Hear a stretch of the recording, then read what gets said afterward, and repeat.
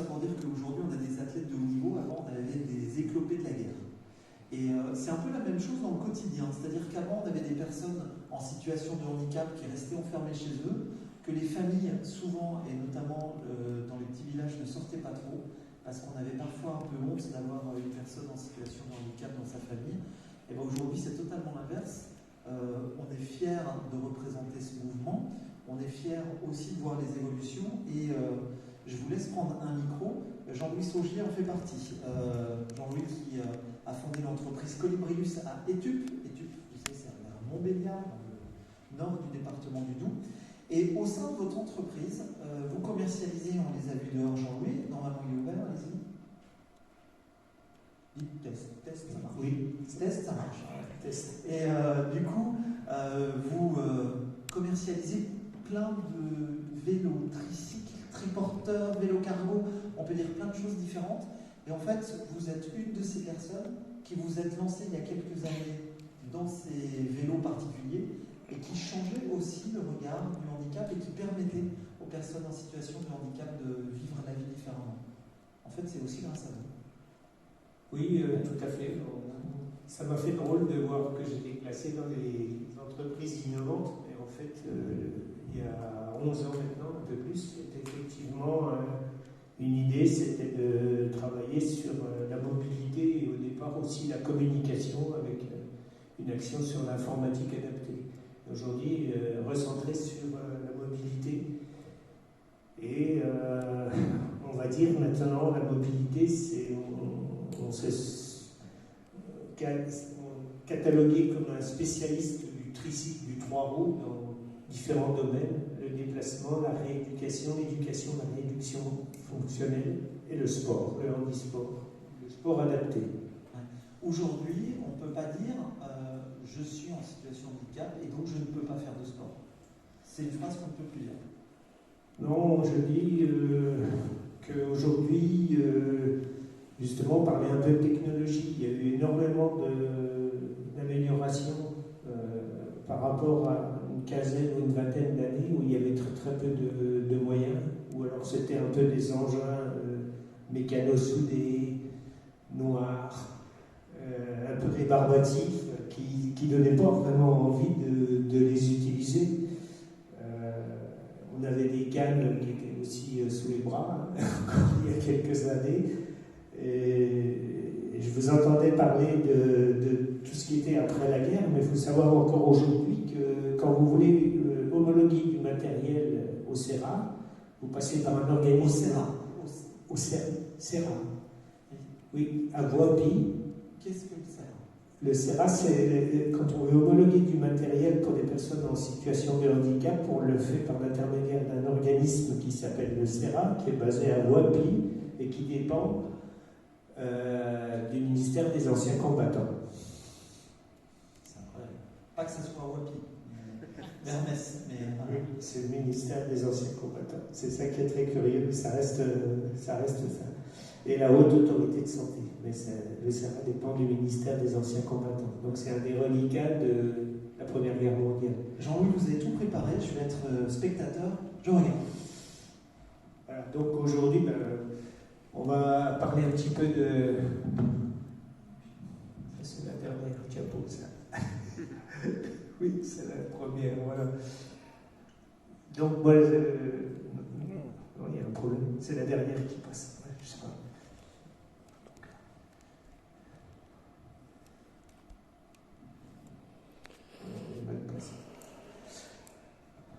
Ouais, donc, moi j'ai créé en avril 2010 une société que j'ai appelée Colibrius. Colibrius parce que pour moi le colibri est un oiseau qui est un symbole de la mobilité parce qu'il peut voler, il peut faire du vol stationnaire, il est très mobile, donc très rapide. C'était le symbole que j'ai voulu adopter. Voilà. Je suis parti au départ de la location de tricycles adaptés. 3-4 tricycles parce que j'ai de la famille aux Pays-Bas et de temps en temps je vais leur rendre visite. Et une fois j'ai croisé sur des pistes cyclables des vélos vraiment très particuliers, j'ai arrêté les personnes, je me suis renseigné, puis c'était le déclic en me disant j'en ai encore jamais vu en France, ça m'intéresserait de me lancer dans cette activité. C'est comme ça que c'est parti. Donc, au fur et à mesure de l'existence de l'entreprise, on est venu à travailler sur des tricycles de plus en plus particuliers, et notamment pour les besoins de certaines personnes, en s'appuyant sur des ergothérapeutes, des psychomotriciens et des fabricants de matériel adapté, car bien souvent un tricycle ou un tandem tricycle a besoin d'un certain nombre de réglages et on va dire, guidons spéciaux, selles spéciales, dossiers, pédales spéciales, etc. Donc le but, c'est de faire un peu du mécano avec tout un tas d'accessoires et puis de pouvoir les mettre à disposition au mieux en faisant du sur-mesure pour les utilisateurs.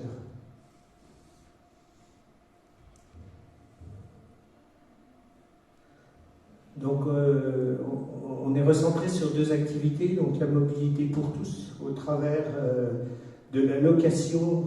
On fait la location sur une base de loisirs à Brognard qui se trouve entre Sochaux et Belfort, le long de l'autoroute. Et on fait cette location aussi en se déplaçant dans un certain nombre d'établissements. Il y a par exemple une équipe d'espace santé de 15G qui est là. Et donc je me déplace à 15G avec quelques vélos pour passer une journée d'agrément avec les gens de la maison d'accueil spécialisée et de la maison de retraite. Voilà. Le tricycle, pourquoi j'ai choisi cette discipline, ce type de vélo? Pour des raisons effectivement de sécurité, d'équilibre et de confort, avec des dispositifs sur les tricycles qui permettent justement d'augmenter cette sécurité. Le tricycle de base n'est pas forcément un tricycle certain, sûr, mais on a des dispositifs comme des différentiels sur les tricycles qui permettent d'avoir une très très bonne stabilité. Ensuite, pour les personnes qui ne sont pas capables de gérer eux-mêmes la direction ou le freinage, on a des tricycles tandem avec un pilote et un passager. Donc c'est ce qu'on a utilisé récemment à 15G, jusqu'à pouvoir emmener des personnes qui sont en fauteuil, qui sont complètement dépourvues d'autonomie, et on les charge sur un vélo spécial avec leur fauteuil roulant.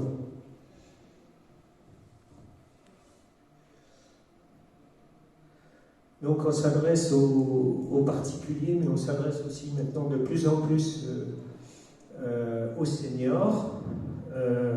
On va dire que la pandémie a mis l'accent, les projecteurs sur le vélo. On a conseillé à tout le monde de faire du vélo, d'éviter un petit peu de prendre sa voiture, les transports en commun.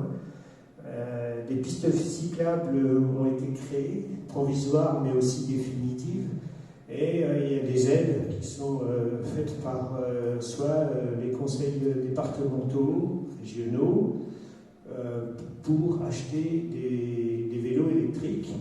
Il y a aussi des aides qui ont été faites auprès des particuliers pour dire ressortez vos vieux vélos des garages, vous avez une prime de 50 €, ça s'est arrêté au mois de mars. Et on a incité vraiment les gens à sortir le vélo. Les seniors se sont dit aussi la même chose en disant moi voilà, je suis en retraite, dans un couple il y en a un qui fait du vélo et pas l'autre, pourquoi? Il a peur, il a fait une chute, il a une prothèse de genou, de hanche, il a des troubles de l'équilibre. Et donc le tricycle, il y a un engouement exceptionnel sur le tricycle pour les seniors et pour les particuliers. Donc voilà un petit peu toutes sortes de tricycles qu'on peut proposer, certains avec des sièges, parce que les gens ont des difficultés à s'installer sur une selle ou à descendre, et parce qu'ils ont des problèmes de dos aussi, on en a parlé tout à l'heure. Certains, comme le Relax, là, sont des tricycles qui sont pilotés par un palonnier, et on peut mettre de nombreuses commandes sur la main valide ou le pied valide pour changer les vitesses, accélérer. voire freiner, avec des parties du corps qui sont fiables en termes d'effort et en termes de répétitivité d'un mouvement. Par exemple, on peut très bien freiner en mettant un appui-tête et en poussant la tête à l'arrière pour arrêter le vélo. Alors voilà des tricycles plus spécialement adaptés donc, aux personnes pour faire simplement de la mobilité. Beaucoup sont maintenant à assistance électrique parce que les forces dans les jambes peuvent diminuer avec l'âge. On a des clients qui ont plus de 85-90 ans. Et aussi, on va dire que l'assistance électrique permet de faire des promenades, des déplacements plus importants sans fatiguer ou sans avoir la crainte de ne pas pouvoir rentrer au point de départ à cause de la fatigue. Par ailleurs, ils sont équipés avec des paniers, ça permet aux gens aussi d'aller faire leur commission ou alors de partir en pique-nique sans problème. Ça, ce sont les engins qu'on propose donc, en location et à la vente, principalement pour justement des EHPAD. Le modèle qui est en bas, avec la plateforme et le fauteuil, c'est quelque chose que le conseil départemental, Monsieur Santona va pour le confirmer, le conseil départemental a fait une action actuellement pour aider les EHPAD à financer la moitié du vélo et pouvoir permettre aux résidents de sortir. Il y a eu un très très gros problème dans les EHPAD suite au confinement. Vous devez tous le savoir. Les gens ont été enfermés pendant des mois et des mois. Et après la vaccination, le but c'est quand même leur permettre de sortir, de faire des activités en extérieur. Et donc le conseil départemental est promoteur dans ce domaine. Je vous laisse compléter. En fait, dans le cadre du schéma cyclable départemental, le département du Doubs voulait promouvoir le vélo pour tout le monde, y compris pour les papis-mamies qui, à mon avis, ne pensaient plus faire de vélo de leur vie. Et grâce à ce vélo, c'est pas eux qui pédalent, mais ils font quand même du vélo. Et c'est très important parce que quand on est en EHPAD, on voit sa chambre, la salle de restaurant et la cour de l'EHPAD. Et en fait, à Mèche, c'était l'EHPAD de Mèche, quand le vélo a été financé à 50% par le département du Doubs, et bien les papis-mamies sont tournés dans un village, donc ils avaient quasiment oublié ce à quoi ils ressemblaient. Et ils continuaient à faire du vélo. Et pour la petite histoire, parce que je suis allé 2 fois depuis voir comment ça se passait, il y a une file d'attente pour aller faire du vélo. C'est-à-dire qu'il faut qu'ils s'inscrivent maintenant parce qu'ils sont trop nombreux.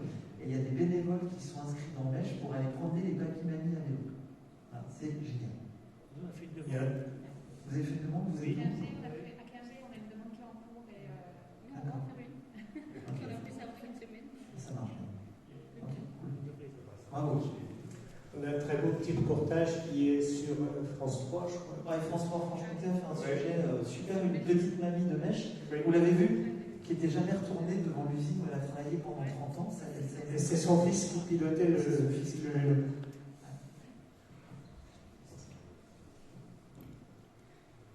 Donc c'est un autre type là, de tandem. En fait, on est assis côte à côte et ça permet d'être plus... Enfin, c'est très convivial et on l'utilise avec des personnes qui ont plus l'usage de leurs bras, des aveugles, des malvoyants, énormément d'autistes pour leur apprendre. On peut mettre le vélo en double commande avec le guidon, donc on peut leur apprendre un petit peu à gérer une direction et on a un système sur le pédalier aussi qui leur apprend à gérer le sens du pédalage. Il y a beaucoup d'autistes, quand ils commencent à faire du vélo, ils rétro-pédalent.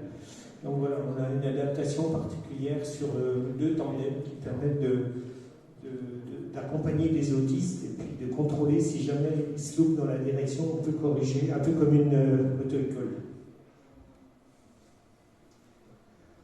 Alors, comme on était spécialisé sur le 3 roues, on a branché aussi sur les vélos-taxis. On vient d'en livrer un EHPAD de Richevillers dans le Haut-Rhin parce que ça permet d'emmener 2 résidents en même temps. Alors on va maintenant passer plutôt sur le sujet qui est en rapport avec le sport adapté ou le handisport. Donc vous avez un exemplaire ici sur le plateau. Ça s'appelle un Petra, c'est la marque. Ça a été conçu et c'est fabriqué par Connie Hansen, une Danoise que j'ai eu la chance de rencontrer il y a 7 ou 8 ans, qui est une ancienne athlète paralympique, 9 fois médaillée d'or aux Jeux et paralympiques et au championnat du monde de course en fauteuil. Connie ne peut pas faire son Petra parce qu'elle est paraplégique. Et par ailleurs, elle est kiné, donc elle a beaucoup travaillé aussi sur l'aspect développement de la motricité et rééducation fonctionnelle.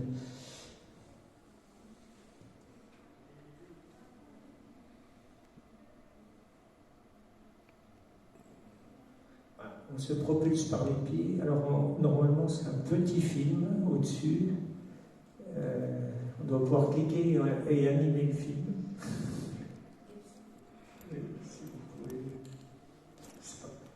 Voilà.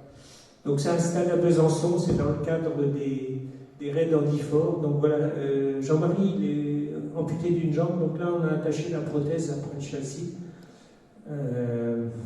Et en bas, ce sont des images de jeunes Danois dans le cadre d'une compétition, une rencontre internationale qui s'appelle le Camp, qui a lieu tous les ans en juillet ou en juin ou en juillet, à côté de Copenhague, parce que Connie Hansen, son usine et son idée est née du côté de Copenhague.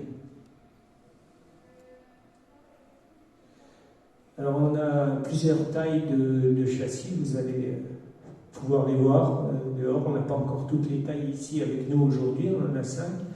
Donc à la naissance, il y a des enfants qui sont privés de l'usage de leurs jambes, donc il y a des tout petits châssis qui leur permettent de commencer à développer un petit peu leur motricité avec les professionnels de santé en complément du matériel qu'ils peuvent avoir dans des salles de rééducation. L'aspect propulsion par les pieds ici, ça leur permet d'aller travailler dehors. La motivation, elle est un petit peu supérieure quand ils peuvent aller en même temps que faire une séance de rééducation, en même temps être dehors à se promener.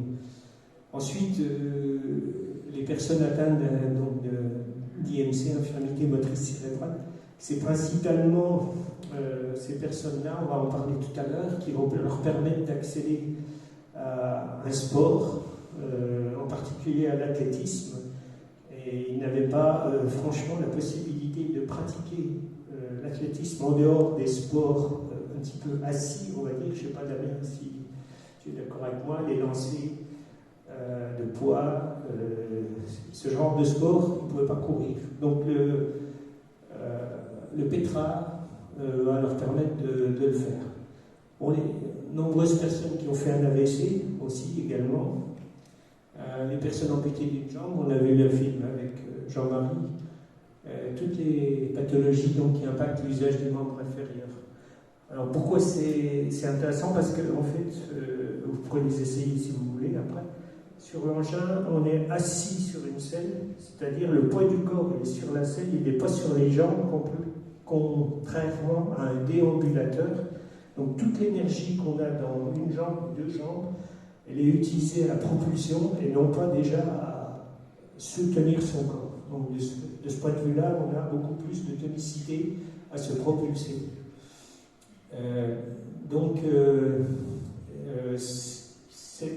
Cette possibilité permet aussi d'aller à des vitesses, en promenade on peut aller à des vitesses de marche ou de petit footing. En compétition, on va en parler, on peut aller beaucoup plus vite. L'intérêt aussi par rapport à ces pathologies et aux personnes qui sont atteintes de ces différentes manques d'autonomie, c'est qu'on fait travailler non seulement les jambes, mais surtout beaucoup le cardio. Alors c'est un tableau, il n'est pas très... Voilà, c'est pour vous montrer qu'on a de la taille baby à la taille 5, toute une gamme de châssis qui répond avec des réglages très très simples. Simplement, vous voyez, il y a beaucoup de tubes et avec une seule clé, on arrive et des jeux de tubes, on arrive à prendre des réglages qui font que d'une gamme pour des enfants en très bas âge, jusqu'à des gens qui, il y a aussi des modèles renforcés, jusqu'à des personnes qui vont dépasser le mètre 90 et 125 kg. Alors, de nombreux accessoires, c'est indispensable d'avoir un réglage, des possibilités de réglage avec différents niveaux de selle. Pourquoi? Parce que pour ne pas glisser d'avant en arrière, parce que les filles n'ont pas les mêmes conforts de selle que les garçons, parce qu'on peut les maintenir avec différents plastrons. Le plastron, c'est l'espèce de dossier à l'envers qui est devant la selle, et la propulsion de l'engin, une fois qu'on est assis, elle se fait par l'intermédiaire de la sangle abdominale et pas par les bras qui poussent sur le guidon. Donc la poussée est transmise au châssis par l'intermédiaire de ces plastrons. Et il y en a qui sont plus ou moins, dont le buste est plus ou moins, on va dire, capable de rester droit. Donc on va les canaliser avec des retours latéraux et avec des ceintures de sécurité.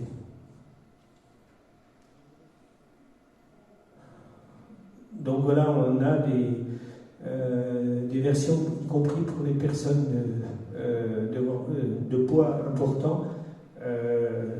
Tout le monde sait bien que si on ne pratique pas le sport et qu'on reste de nombreux moments dans un fauteuil, la prise de poids elle accompagne souvent la difficulté à se déplacer. Donc il y a des engins qui sont faits pour, et des engins, il y en a un, le taille 5 qui est dehors, qui sont démontables pour faciliter le transport. Et enfin, des engins de compétition. J'en ai pas amené aujourd'hui. Oui, parce que la version compétition, elle existe parce que il existe des compétitions dans des pays nordiques, des pays scandinaves et des pays anglophones depuis un peu plus de 15 ans aujourd'hui. Et depuis le mois de mai de cette année, cet engin a été homologué pour les compétitions internationales et verra les premières épreuves officielles en France à l'occasion des Jeux paralympiques de Paris en 2024. Et donc ils ont développé, Conny Hansen aussi a développé une version compétition pour les tailles adultes, un peu du sur-mesure, et donc vous voyez avec des poids qui sont divisés quasiment par deux par rapport à cette version de base, hein, qui est déjà relativement légère. Alors il y a plusieurs déjà organismes qui se sont équipés de Frame Runner, parce que le nom a changé. On est passé de Race Runner, et la Fédération internationale maintenant a rebaptisé ça Frame Runner. En traduction française, frame c'est châssis, runner c'est un châssis pour courir. Alors je citerai en premier le comité régional handisport Bourgogne-Franche-Comté. Donc Damien a fait l'acquisition de deux tailles différentes d'engins il y a quelques mois. Le Grand Est, la Bretagne, la Martinique, il y a quatre modèles là-bas. L'Île-de-France aussi. Le pôle France Handisport, donc il est en Nouvelle-Calédonie parce que le coach de l'équipe de France d'athlétisme handisport, Olivier Deniau, réside à Nouméa. Donc il y en a un qui est parti à Nouméa. Il faut savoir que, notamment en compétition handisport, Nouméa, il y a énormément d'athlètes, si vous regardez les résultats, qui viennent de Nouméa. Il y a un gros pourcentage de médailles qui sont tombées et qui viennent de Nouvelle-Calédonie. David, peut-être tu confirmes, hein, je crois. Quand je regarde les résultats, je suis étonné. Mais bon, il y a Olivier Deniau qui est sur place. Voilà. En Belgique aussi, donc la zone francophone de la Belgique, c'est bien équipé.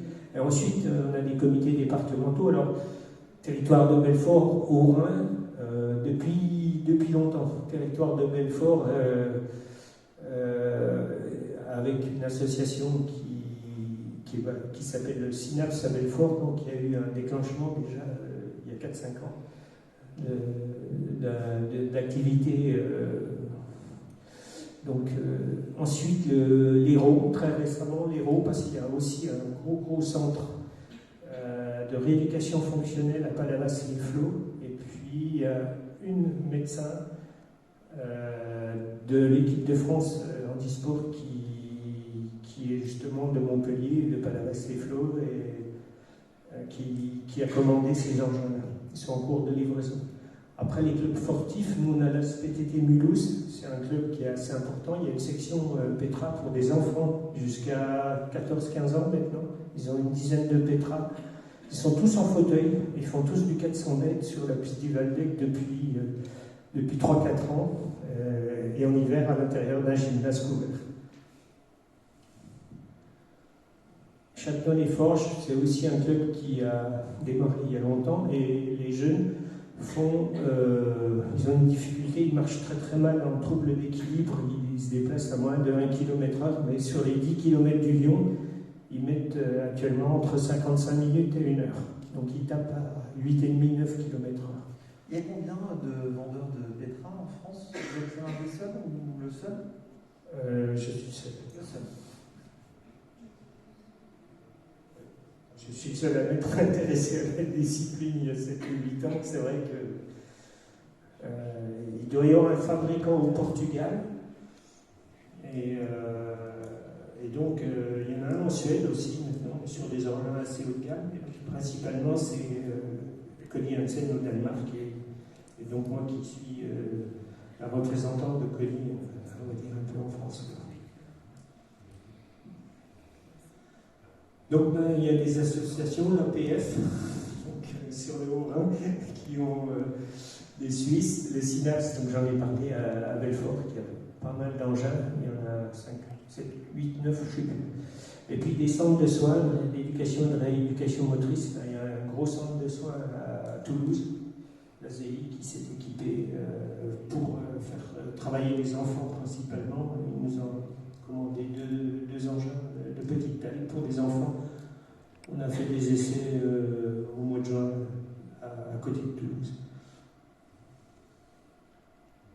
Donc nous, on est partenaire maintenant de la Fédération française handisport. On a participé aux Jeux de l'avenir, qui était à l'époque une rencontre nationale. Aujourd'hui, c'est régional, ça a un petit peu changé. À Valence, en 2019, il y avait 700 jeunes qui participaient. Donc, on a fait découvrir un petit peu la discipline à ces jeunes.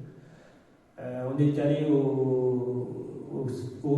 Paris, au Stade Charity. Donc ça, c'est une compétition internationale qui était qualificative pour les championnats du monde de Dubaï. Il n'y a pas eu de démonstration, mais il y a eu simplement des essais qui ont été faits. Récemment, on était à Albi, donc championnat de France handisport, invité par la fédération. On a établi une fiche qui s'appelle Tester et Approuver, qui existe pour tous les matériels qui sont dans le catalogue de la Fédération française handisport, qui a été établi avec Charles Ordenot, et puis avec l'appui de l'équipe de Besançon aussi, Julien, Damien. Et donc on est au catalogue de la Fédération française. Alors les compétitions, il y a les courses sur piste, donc ça commence un tout petit peu. Sur route, nous avec Châtenois-les-Forges, ça fait déjà 5-6 ans qu'on fait de la course sur route. Il faut savoir que c'est aussi utilisé par des athlètes triathlonistes, para-athlètes triathlonistes, parce que une des grosses difficultés, c'est l'épreuve de course à pied. Il y a des moyens adaptés pour le vélo, il y a des moyens adaptés pour la natation. Par contre, si les gens ont des prothèses, voilà, c'est très difficile la course à pied. Et le Petra, ça permet. Alors chez nous, il n'y en a pas, je pense pas encore. Nous, on a une athlète au Luxembourg. Aux États-Unis, il y en a beaucoup qui le pratiquent. Donc ça permet quand même d'accéder au triathlon pour des personnes qui ont des grosses difficultés de motricité. Alors les épreuves passées, donc il y a eu une première épreuve officielle au championnat d'Europe à Berlin en 2018, donc une course Il y avait des catégories à l'époque qui s'appelaient RR1 et RR3. Ça, c'est en cours de changement depuis qu'il y a l'homologation par le comité paralympique. Donc, je ne sais pas combien il y avait d'athlètes, je n'ai pas réussi à retrouver. Les Anglais ont remporté les médailles, le Danois derrière. À Dubaï, donc il y avait une course aussi au championnat du monde en novembre 2019. Toujours pareil. Alors pour vous donner une ordre d'idée, les gens qui ont couru le 100 mètres, ces athlètes-là ont des temps de référence donc de l'ordre du 18 secondes, entre 18 et 19 secondes au 100 mètres. C'est relativement impressionnant. Et pour ceux qui ont pu essayer, là, tout à l'heure, on n'est pas dans ces temps-là, mais vous avez vu que c'est un engin qui est capable d'aller très très vite, parce qu'il n'y a pas de frottement, il n'y a pas de chaîne, il n'y a pas de pignon, il y a des roulements, c'est assez léger. Puis encore, ce n'est pas des modèles de compétition. Vous imaginez avec un engin qui fait la moitié du poids de ce que j'ai apporté, sur une piste en tartan, avec des chaussures de pointe, hein, comme les coureurs à pied, ils ont droit à des chaussures avec des pointes. Donc là, ça va très très vite.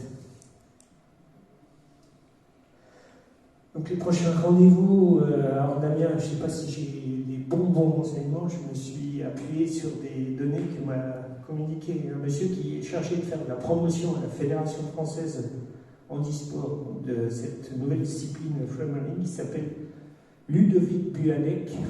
Voilà. C'est lui qui nous a invités à venir à Albi et qui actuellement nous fournit tous les renseignements. Donc normalement, il y a Kobe l'année prochaine au Japon. Les championnats d'Europe devraient avoir lieu en 2023. Ils étaient précédemment en Pologne, l'année dernière, je crois. Ça a été décalé d'un an à cause du Covid. Je ne sais pas où ils auront lieu. Et puis Paris, donc ça, 100 mètres, c'est certain qu'il y en aura un, 400 mètres peut-être. Et ils définissent des nouvelles catégories. Aujourd'hui, je ne peux pas vous en dire un peu plus parce que c'est en cours d'élaboration. Donc ils ne seront plus en RR1 ou RR3, mais T71 et T72. Pourquoi T? Parce que T, en anglais, c'est track. Donc c'est des courses sur piste.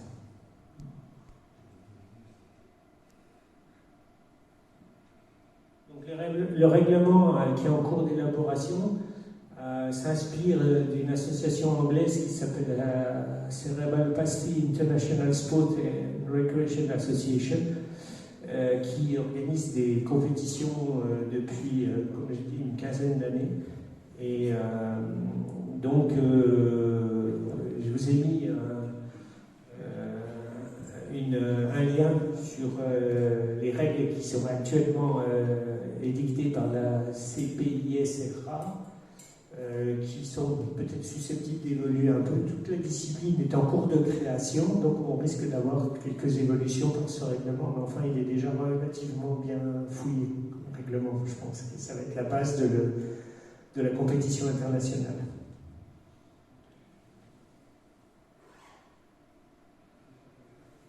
Donc on a plus de 3 ans. Je dirais que en Franche-Comté, on est pas mal placé, Bourgogne-Franche-Comté, parce que je veux dire, on s'y est intéressé depuis 7 ou 8 ans, donc on est un peu en pointe, un petit peu en avance là. Maintenant, il faut développer ça dans les clubs. Je pense que c'est l'objectif des 3 prochaines années, Damien, c'est ça.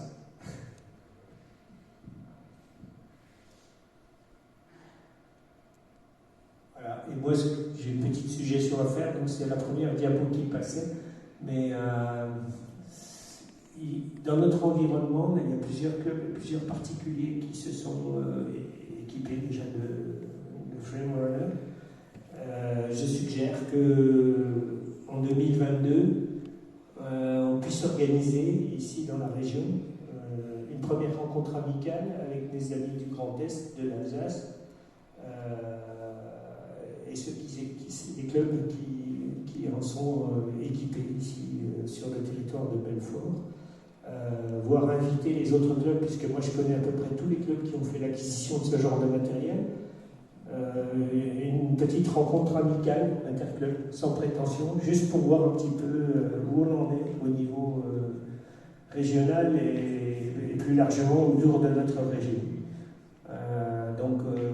Voilà, je ne sais pas qui peut prendre cette initiative. En tout cas, c'est une suggestion, mais je pense que ça doit être soit la fédération handisport, soit la fédération sport adapté qui prennent l'initiative d'organiser ce genre de rencontre amicale. Je ne sais pas ce que tu en penses, Fabien.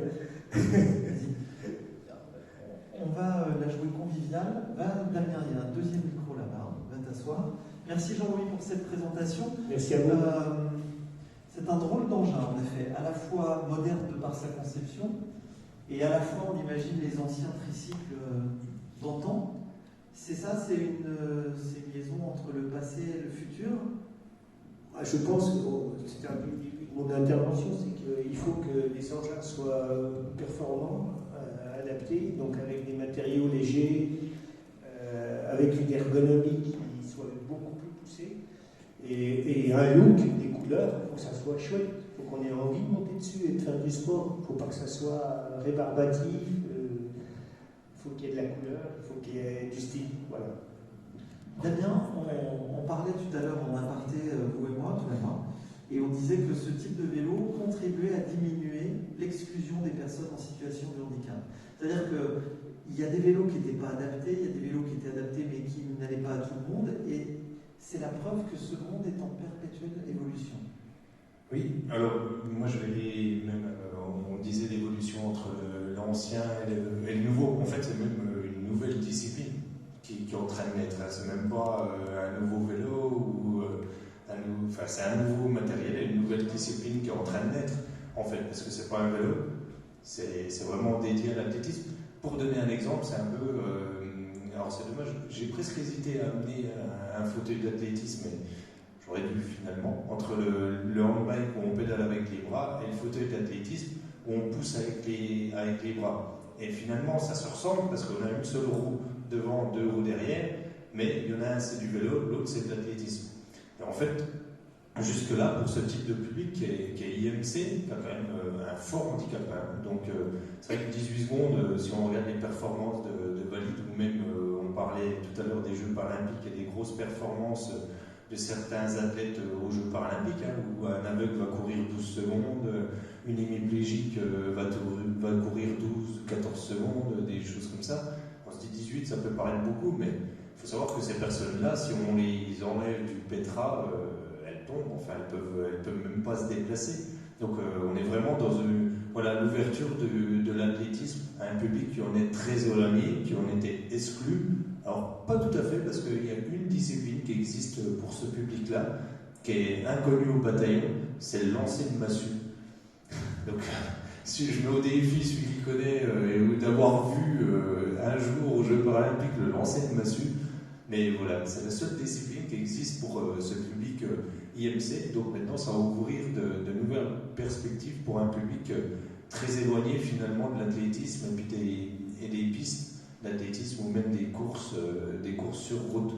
Voilà, dans le développement, nous, comme l'a dit Jean-Louis, on essaye maintenant de développer ce matériel-là, parce que d'une part, nous, en tant que professionnels sur le côté handisport, on se dit c'est top. Enfin voilà, encore une fois, ça amène un nouveau public sur une nouvelle discipline. Et puis on se rend compte qu'à chaque fois qu'on le présente, il y a un besoin qui émerge. Donc finalement, à chaque fois qu'on le montre à un endroit, qu'on essaie de le développer, ça prend. Voilà, on l'a fait dans le Jura il n'y a pas longtemps. Tu as déjà eu une commande déjà derrière. J'ai des jeunes qui vont encore essayer. Enfin voilà. Ce qui est dommage, c'est que la commande n'est pas passée par un jeune finalement, par une personne plus âgée, mais peu importe. Le but, c'est que ça puisse se développer. Ce qu'on peut dire, c'est qu'elle a quand même deux prothèses de jambes métalliques complètes jusqu'au niveau du genou. Donc elle rêvait de faire de la course à pied, elle n'en a jamais fait, et maintenant elle va pouvoir le faire. Oui, voilà, pour elle, au départ, c'était le fauteuil d'athlète qui est très contraignant en dehors des paraplégiques de par la position et du matériel. Et voilà, donc ça ouvre quand même des perspectives aux personnes très mal marchandes. Combien ça coûte? Trop cher. C'est vrai, c'est cher parce que, en fait, c'est très simple comme engin. Simplement, ça doit être assez résistant. L'ordre de grandeur, on va dire, entre les tout petits modèles et les grands modèles, c'est de 1800 à 3400 avec les différents types d'accessoires spécifiques qu'on peut monter dessus. Voilà. Un petit investissement. D'où l'importance du comité handisport après derrière, ou des clubs qui finalement... Je ne sais pas si tu as beaucoup de particuliers finalement qu'on achète, peut-être pas tant que ça. Pas encore beaucoup, c'est plus les clubs, mais ça commence à venir. Ouais. Et je pense que, bon, là c'est pour une version non allégée, une version allégée c'est de l'ordre de 6 à 7 000 euros, il faut multiplier deux fois et demi. Mais on peut dire aussi que comparativement à un fauteuil de compétition, par exemple, hein, pour faire de la course sur piste, ça coûte aussi très cher, voire plus cher. Après, moi, bien souvent, je compare, comme les vélos, quand on veut faire de la compétition. Acheter un vélo 10 000 euros, je trouve pas ça aberrant pour faire de la compétition, parce que c'est les prix. Donc acheter un handbike à 10 000 euros, ça ne me trouve pas ça aberrant. Et donc acheter un pétra de compète à 6 ou 7 000, voilà, ça ne me gêne pas. Mais c'est pareil dans le vélo, comme j'en parlais tout à l'heure avec le handbike. Un handbike, c'est au moins 4 000. Un pétra, du coup, c'est au moins 3 000. Il faudrait qu'on arrive quand même des fois à avoir des entrées de gamme bien moins que ça. Mais bon, après, voilà, encore une fois, on a les comités handisport ou des clubs qui finalement recherchent des financements pour permettre cette ouverture à tous. Et celui qui veut se lancer dans la compétition, de toute manière, il trouvera ses limites avec un matériel entre guillemets basique. Hein. On ne peut pas dire que c'est basique non plus. Mais donc, il ira faire l'acquisition de son propre matériel après de compétition qui sera fait à sa mesure. C'est surtout ça qui est important. Plus on fait corps avec son matériel, mieux les performances sont. Et là, c'est vrai qu'avec cette perspective d'une discipline, d'une course aux Jeux paralympiques, ça va obligatoirement amener, donc pour la rencontre en 2022, on en avait déjà un peu parlé en aparté, enfin pas forcément ici, mais oui, ça se fera. Sûrement Belfort, parce que ce serait presque dommage que ça se fasse pas sur Belfort, ou Montbé, parce que c'est tout là, c'est parti. Donc j'ai envie de dire, juste par rapport au fait que tout part d'ici, il faudrait que la première compétition entre guillemets officielle puisse se faire là-bas. Après on peut la faire n'importe où. En tout cas, il faut qu'elle se fasse chez nous, ça c'est sûr. Dans le Doubs, certainement. Oui.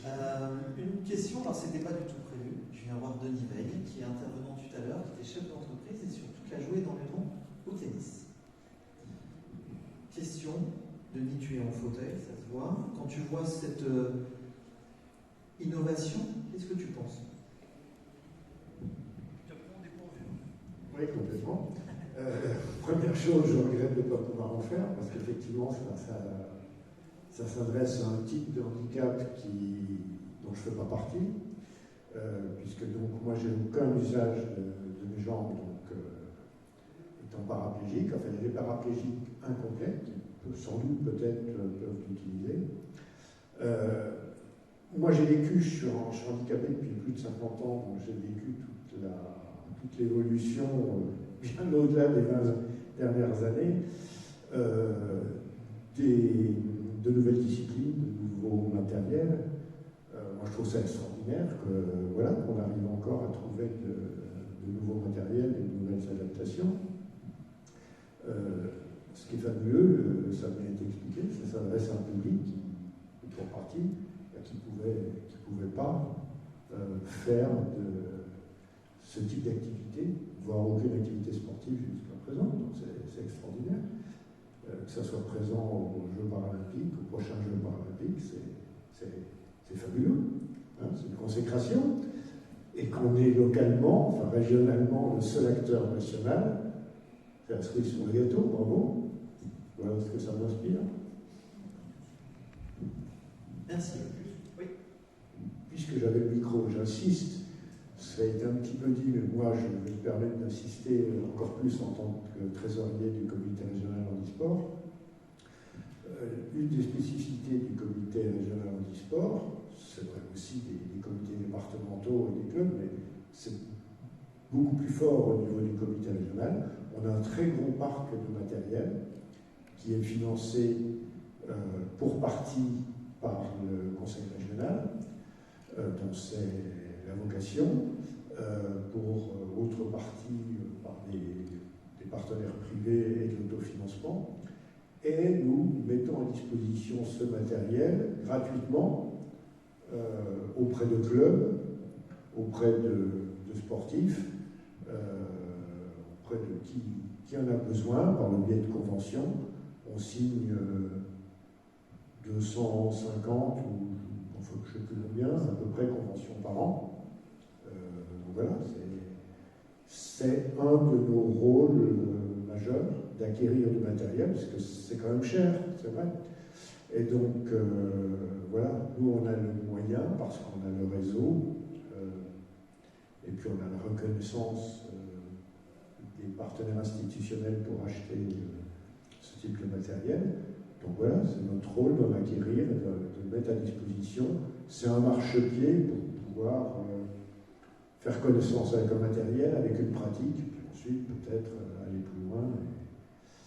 Et voilà, donc c'est notre rôle et on essaie de le remplir totalement. Merci Denis pour cette précision. Est-ce que vous avez des questions à poser? Alors sur Petra peut-être, ou par exemple sur les vélos fauteuils, vélos cargo, en gros, ce que vous avez comme vous voulez. Je sais que c'est votre domaine. Est-ce que quelqu'un veut poser des questions à nos camarades? Vous avez tout dit. Le PowerPoint, c'est bon. Ils connaissent bien. Ouais. Ceux qui veulent le PowerPoint, vous pouvez ensuite venir voir et vous pouvez donner votre adresse mail. Puis je vous l'adresserai si vous en avez l'utilité. On a parlé du vélo fauteuil dans les EHPAD. Question là. Oui, allez-y madame. Parlez fort, on va vous entendre. Bougez pas, je vais vous tendre le micro, en fait je ne crois pas qu'on vous entende. Une question non, mais un témoignage. Je travaille au foyer La Tillette de Crançon. Vous nous avez vendu 2 twisters qui font sensation. Les gens vraiment adorent. Et on entendait parler tout à l'heure de la file d'attente dans les pads. Chez nous, c'est pareil. Ils adorent en faire et ils se battent quand on les sort pour pouvoir, eux, avoir leur tour de twister. Donc merci à vous. Merci. Le Twister d'ailleurs a beaucoup de succès dès qu'il est sorti. On a un club qu'on a fait l'acquisition, je crois qu'il repasse même commande sous peu. Ils y réfléchissent en tout cas. Le Twister, ça fait partie des 2 modèles phares avec la plateforme pour emmener les fauteuils, donc l'Andros. Parce que maintenant, avec ces 2 modèles, je veux dire, on emmène 100% des personnes qui n'ont pas d'autonomie. Donc, Puis le Twister en donne un petit peu l'autonomie. C'est surtout ça, je trouve, qui est important. Parce que finalement, on peut, un semblant d'autonomie. Il peut faire du bien, parce qu'on est à côté, on tient un guidon, même si finalement, on ne sait pas trop le tourner, on ne sait pas trop pédaler. Ça donne un semblant. Parce que le Twister, pour situer, c'est un tandem, mais côte à côte. Avec chacun son guidon, mais il y en a qu'un qui peut diriger, et puis ça fait marcher et tout. Donc, non, c'est pas mal. On parlait de... Vous êtes là au terme de société innovante, vous êtes revendeur finalement. Est-ce qu'on peut rêver dans un monde où la délocalisation fait rage et où on met, on en parlait tout à l'heure, pour avoir par exemple le vélo cargo, 4 à 6 mois à plus pour avoir un vélo, est-ce qu'on pourrait rêver refabriquer des vélos chez nous? alors, il y a quelques entreprises en France qui se lancent. Donc nous, chaque hiver, on essaie de faire un peu notre marché. On va voir ces gens-là, on essaie du matériel. Certains nous en prêtent en test. Et c'est un petit peu compliqué dans le sens où il faut qu'ils aient des caractéristiques très précises en termes de sécurité, parce que c'est ce qu'on recherche avant tout pour des personnes en situation de handicap ou en mobilité réduite. Il faut qu'ils soient relativement solides aussi, parce que en termes de fiabilité. On ne peut pas se permettre, quand on emmène une personne en situation de handicap, par exemple sur un tandem, d'avoir une grosse panne, parce qu'en vélo, on va rentrer à pied, en marchant à côté du vélo, et quand on est embarqué quelqu'un en situation de handicap, si on est ne serait-ce qu'à 3-4 km de son point de départ, c'est une galère, quoi. On sait plus, enfin, il faut vraiment, c'est compliqué, quoi, si on n'a pas un accès facile au vélo en montagne avec un véhicule. Donc robustesse, sécurité. Ensuite, ça doit répondre à un certain nombre de normes pour pouvoir être homologué. Si on veut qu'il y ait une prise en charge par la sécurité sociale, ce qu'on appelle un code LPPR, il faut leur faire tester un engin aussi. Et puis, quand on passe par des dossiers par la MDPH pour avoir des aides au financement, ils ne vont pas acheter n'importe quel matériel aussi. Ils veulent avoir le droit de regard sur la fiabilité, la qualité, la sécurité du matériel. Donc nous, on suit quelques petites entreprises en France. Il faut pouvoir aussi assurer un service après-vente. Et donc, petit à petit, on trouve, mais il y a des matériels. On est en cours de discussion avec un fabricant à Châteauroux dans l'Inde qui a un matériel, mais il était trop vif à la conduite, donc posait à mon avis, des problèmes aux accompagnants dans les EHPAD sur la vivacité. Donc moi, j'ai fait des petites modifications. En fait, quand on est trop long sur la réponse, ça coupe. Il faut prendre le micro d'Amien. Ouais, moi, j'ai fait quelques modifications et apparemment, ils les acceptent. Et donc, ils vont les mettre en série sur leur engin. Donc voilà, moi, je cherche à faire du développement. Une question.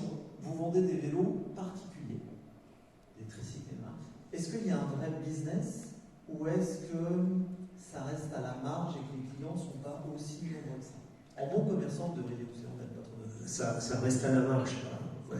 Faut être honnête, oui, par rapport au volume des vélos classiques, on va dire, c'est une niche dans la niche. Quoi. Combien de fabrications, par exemple, par an, un pétra, par rapport à... Le pétrage, je ne sais pas la fabrication, mais par exemple, on parlait des vélos, des twisters d'Enresin, donc c'est un fabricant qui est relativement important et connu en Allemagne. C'est l'ordre de 1000 à 1400 vélos, enfin tricycles par an. Donc c'est des séries de cet ordre-là.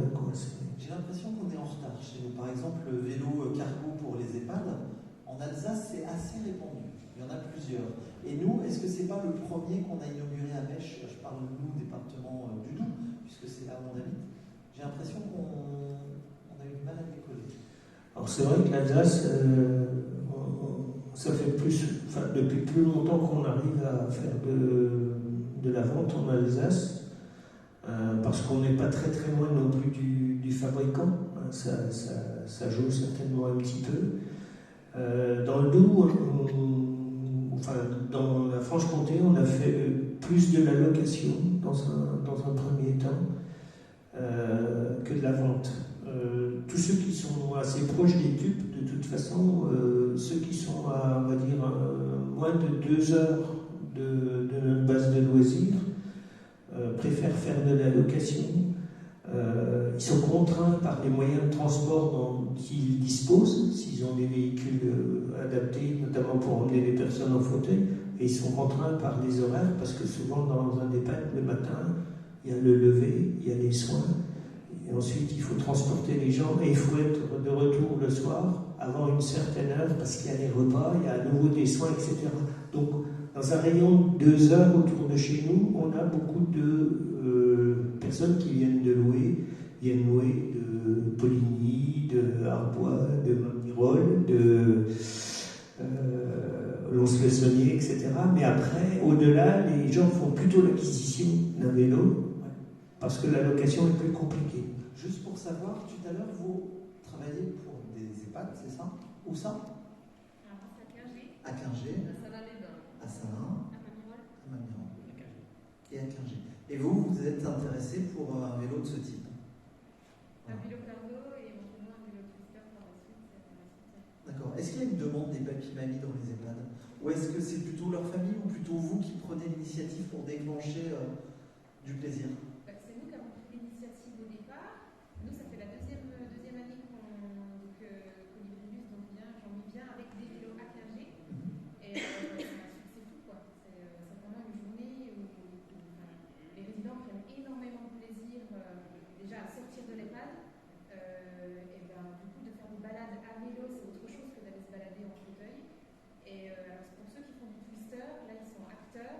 Et le plaisir, voilà, vraiment, ils sont rassurés du fait qu'on soit deux sur le vélo.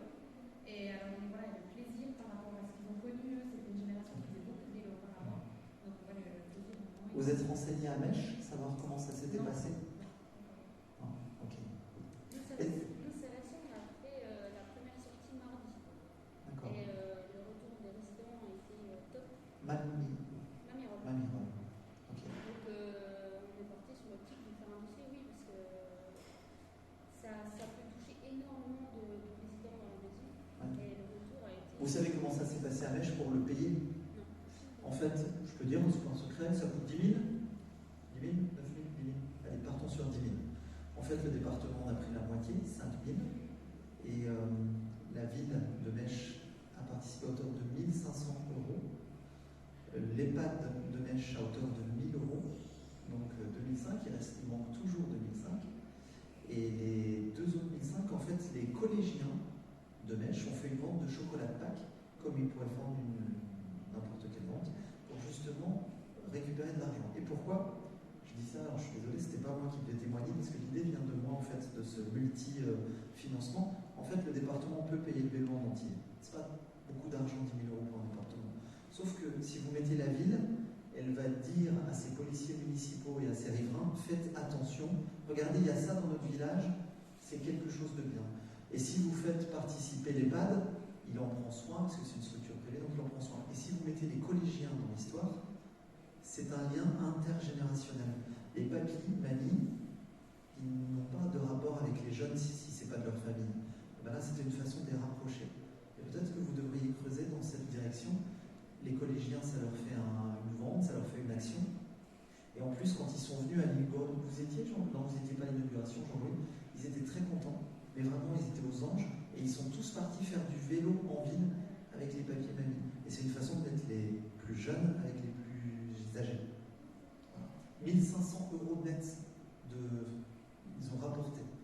Voilà. Une fois déduit les frais. De bénéf, il y avait 1 500 euros de bénéf. Voilà. Et là aussi, on peut vous aider avec Jean-Louis, on peut faire le lien pour les collèges. C'est une bonne action. C'est bien de faire les papiers, les mamies et les jeunes. En fait, nous aussi, on a mis en place un dossier de recherche de partenaires financiers pour les aider à la prospection, parce que ça peut être relativement facile. Un vélo Bénure, qui n'a rien à voir, qui est très touristique, qui est un vélo où on pédale comme ça, a été mis en place à l'Office du tourisme de Montbéliard. Pareil, on aurait pu le payer intégralement, au département du Doubs. Mais finalement, c'est le Crédit Mutuel qu'on a payé pile 50%. Donc, à Quingier, il y a un crédit agricole, il y a une banque. À Salins, il y a un casino. Et à Mamirol, il y a une fromagerie. Voilà. Tout ça pour dire que quand on va voir pour une action comme cela, on arrive à trouver de l'argent assez facilement. Denis, on trouve de l'argent pour des choses comme ça. On trouve de l'argent, c'est pas très compliqué. Maintenant, on se rend compte, pour dire, nous on fonctionne beaucoup maintenant au niveau de la région, au niveau de centrales d'achat. On centralise tous les 2 ans, maintenant on fait des centrales, on achète pour à peu près 100 000 euros de matériel, sachant qu'on n'a pas le droit à plus de 80% de subventions publiques. À 100 000, on n'arrive jamais à ces 80 000. On se pose toujours la question de se dire comment on va financer ces 20% restants. Ça fait combien la 3e centrale d'achat qu'on doit faire? Donc 300 000 euros de matériel. Jusque-là, on n'a pas eu besoin de taper dans nos fonds de caisse et les partenaires répondent bien quand même à ces financements particuliers. Et finalement, au début, on se dit on va peut-être un petit peu pleurer dans les chaumières, mais même pas en fait. Ça demande le montage de quelques dossiers, des choses comme ça, mais juste pour la forme, on va dire, pour susciter l'envie. Mais les partenaires sont heureux finalement de pouvoir donner, et puis le donnent avec plaisir, et puis sont vraiment rechignés finalement sur la somme. Sur les roues pour les EHPAD, en fait, il y a des publicités qu'ils ont mis à Mèche, collège, département, tout ça. Après, 1 500 euros. Il faut un tour. 1 500 euros pour le crédit agricole de Quingier, c'est une larme. Voilà. Donc, foncez. Les banques en font partie, les banques, les mutuelles, les assurances, mais d'autres entreprises privées aussi qu'on n'a des fois pas connaissance. C'est vrai que c'est plus difficile, on va dire, pour des établissements, encore que vous connaît. Donc les établissements qui sont autour de vous vous connaissent et puis donc seront sûrement ravis de faire quelque chose. C'est vrai que nous maintenant en Handisport sur nos centrales, des fois on vient même nous proposer presque de financer nos centrales, mais voilà, je sais qu'il n'y a pas trop, c'est pas si difficile finalement. Et donc d'où vient la présidente Christine Bouquin qui a lancé le financement, c'est facile pour le c'est compliqué. Il y a déjà 50% qui est donné, c'est déjà pas mal en plus. C'est facile. Ça facilite. Frappé au département du Jura en montrant ce qui se passe dans le Doubs, et ils font la même chose parce que une sorte de concurrence. Même le Jura le fera. Bon, ils sont très, enfin, ils sont aussi, pas financeurs, mais ils ont un cœur aussi de pouvoir développer aussi l'accessibilité des pratiques sportives. Donc, ils soutiennent beaucoup le mouvement sportif, mais je pense que s'il y a des demandes qui viennent d'autre part, ils soutiendront sûrement. Puis c'est leur rôle, les départements aussi, d'ailleurs, au passage.